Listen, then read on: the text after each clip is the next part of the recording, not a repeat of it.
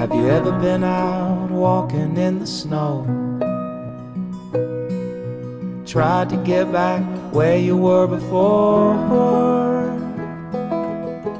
You always end up not knowing where to go.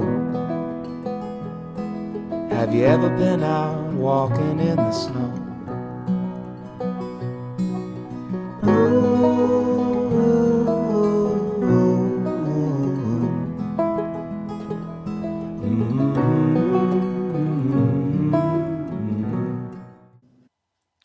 Well, hello everyone, and welcome to Common Way Midweek. My name is Gus. I'm the college pastor here at Common Way, and it's always good to be together. And of course, over the past few weeks, we've been going through 1 Peter, one chapter at a time. This week, we're on chapter 4.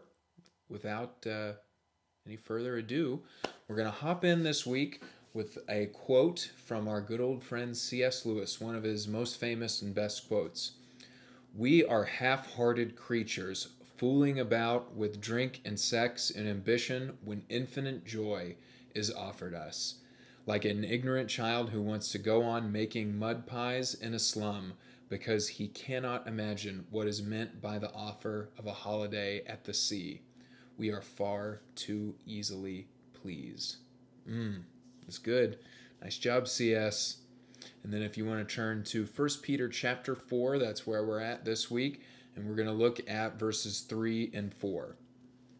"For you have spent enough time in the past doing what pagans choose to do, living in debauchery, lust, drunkenness, orgies, carousing, and detestable idolatry. They are surprised that you do not join them in their reckless, wild living, and they heap abuse on you." Now, these verses here paint kind of a funny picture. Peter is telling the new believers, you have spent enough time acting like pagans. Stop doing these heathen type things. You're done with that life. No more drunken orgies. And he warns them, though, if you do that, people are going to notice that there's a change in you. People are going to be surprised that you don't hop right back in. And in fact, he says people might start to talk bad at you. You know, you think you're better than us now? You used to be at the drunken orgies every week, and now you're never there. They're going to be surprised. Which brings us to an interesting idea in 1 Peter that he introduces, and this idea of kind of the strangeness of righteousness, that people are going to think it's strange when you start to act differently. And apparently, Peter wants to warn the early believers that following Jesus was going to look odd to the people around you. Folks are going to expect you to jump right back into kind of the debaucherous activity that's going on. But being a believer might surprise them by you living in obedience to God. And that's what we're going to focus on today, how following the way of Jesus might actually be following kind of a strange way. And an illustration we're going to use and look at is one of my favorite little snippets from the Bible, which is the story of Jeremiah and the Recabites. From the book of Jeremiah, which is in the Old Testament. It's a book about the prophet Jeremiah. Most of the book is Jeremiah's message from God to the Israelites. This is before Jesus showed up and was on the scene. And Jeremiah really is a lot of poor old Jeremiah delivering warnings and bad news to the people of Israel and kind of chastising them for breaking their covenant with God and for kind of turning in a different direction and trying to get them to obey. And it's just him over and over and over warning them that if they don't obey, eventually there's going to be consequences. And eventually there are consequences. The people of Israel are taken over by the Babylonians, and they go into exile. They become exile. They become captives under the Babylonians. So we have this wonderful example of a people, and in fact the people of God, who have decided to follow the crowd rather than obey. The Israelites kind of still act like God's people, but they've also incorporated some Babylonian cultural rituals and religious ways into their own. And they're following the crowd, kind of the opposite of what Peter is talking about. In 1 Peter's talking about, going against the crowd. And Jeremiah is yelling at the Israelites over and over again. Stop breaking your covenant. Stop acting like everyone around you. You guys are supposed to be different. You're losing your way. Stop following this crowd. And God uses something interesting as kind of a living visual aid for the Israelites, for Jeremiah's message. He uses the Recabites. Now, you might say, who in the world are the Recabites? I've never heard of them. And they're very briefly in the Bible, so don't feel bad.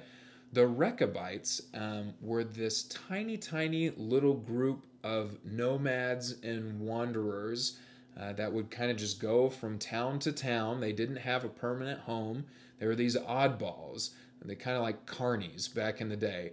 But they were extremely obedient to God, as opposed to the Israelites at the time, who were this great big nation of chosen people who'd lost their way. The Recabites were really such a small group that they were actually probably more like a family of like 15 or 20 people. And they were likely craftsmen of some sort, maybe metal workers who would just go to a town, set up shop, do their thing, offer their services for a little while, and then close again and move on to the next town. But like I said, what was most extra special about the Recabites was that they were so radically obedient to God. Generations and generations before Jeremiah and all this business, the Recabites have been told by God, I don't want you guys to drink wine. I don't want you to build houses or plant fields or vineyards. I would like you to be nomads. And you know what? For 250 years, that's what the Recabites had been doing.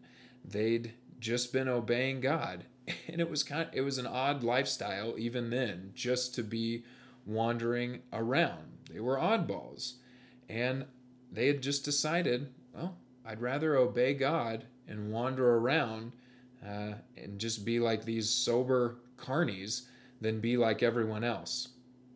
And I'm sure the Israelites in some ways were surprised by the Recabites. Why have you guys not blended in with everyone else? They were surprised that they didn't just act like the crowd. But it's this very group of strange people that God uses as an example for the rest of Israel, for the Israelites to learn from. In Jeremiah 35, God tells Jeremiah, go get the Recabites, bring them to the temple, and offer them some wine in front of everybody, and I want you to see what happens. So Jeremiah goes down to the Recabite camp and invites this odd band of people into God's house and offers them wine in front of everyone. And right there at the center of attention, the Recabites kind of say, thank you for the offer, but no thank you, none for us, because 250 years ago, God told us not to drink, and so none for us.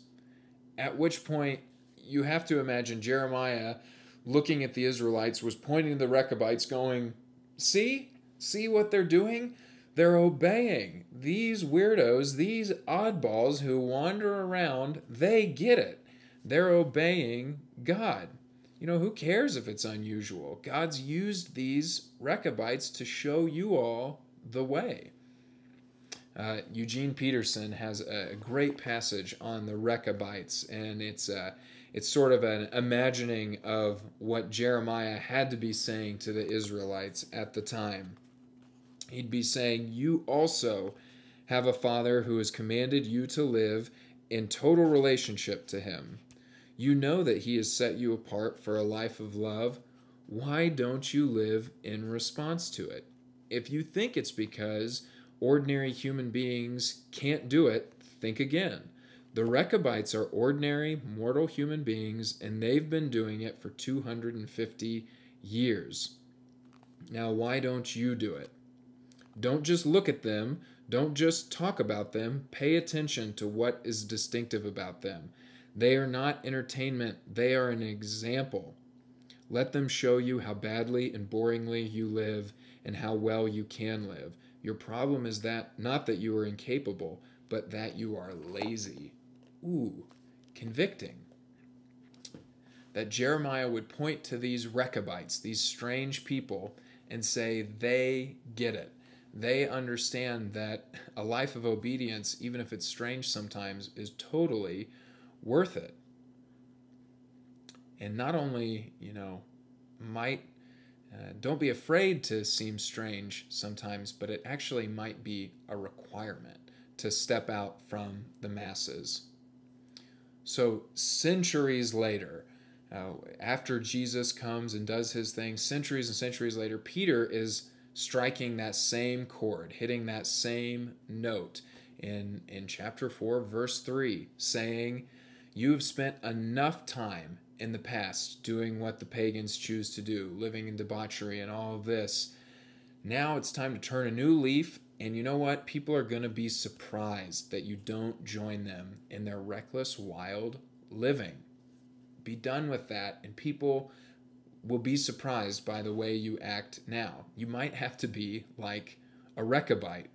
You might have to surprise people with the way you don't fit in quite right." Now, what does this have to do with us? What am I getting at? Well, 3 points for us today. Point number 1, take heart. If you feel like sometimes I'm an oddball, I follow Jesus and it makes me feel like I'm a stranger in a strange land. If you feel like I have different priorities than it seems like are the pop priorities around me, take heart, you're probably doing something right. Be encouraged. Peter writes again and again in this letter in 1 Peter that if you're suffering because of your righteousness, if you're suffering in that regard, you're participating with Christ because he suffered the same way. And of course, Jesus, preached that as well in Matthew 5 in the Sermon on the Mount. Jesus said, "Blessed are those who are persecuted because of righteousness, for theirs is the kingdom of heaven." So let that be an encouragement if you do sometimes feel like, man, for me to follow Jesus, I'm going to have different priorities than some of my friends. I'm going to be the odd man out. You might be headed in just the right direction. You might be like a Recabite, where you're actually an example because you stand out from the crowd. Point 2, righteousness is an addition. What I mean by that is this. Righteousness is not just us abstaining from the culture around us. It's us creating a way of life that is different than what other people are doing. The extent of my righteousness is just not how much I can avoid debauchery. It's me practicing holiness. Following Jesus should make other people, scratch their heads and be surprised by the new and surprising ways of life that believers have found and have discovered. We get to explore the paths that Jesus has cleared and the crowds have forgotten about. And that's exciting. There's more than just avoiding sin. There's the practice of righteousness, the exciting way of life that other people are surprised by.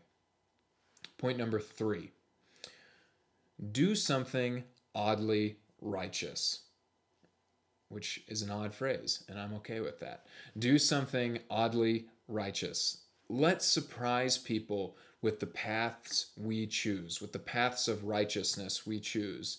I mean, just think of, most of our figures that we look up to. Some of our figures, Bob Goff, Rosa Parks, Flannery O'Connor, Martin Luther, and Cliff Ritchie.